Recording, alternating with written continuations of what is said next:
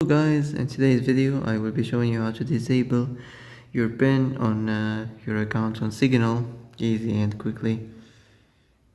So first enter this application, then click on this icon, then click on your account.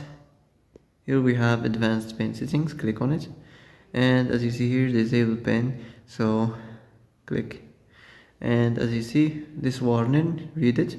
So if you want to disable your PIN, just click here and it will be disabled. So that's it, that's how to disable your PIN on your account on Signal, easy and quickly.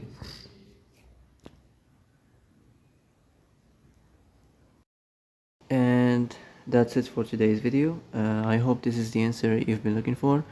If you like this video, don't forget to like and subscribe, and see you in the next video. Thanks for watching.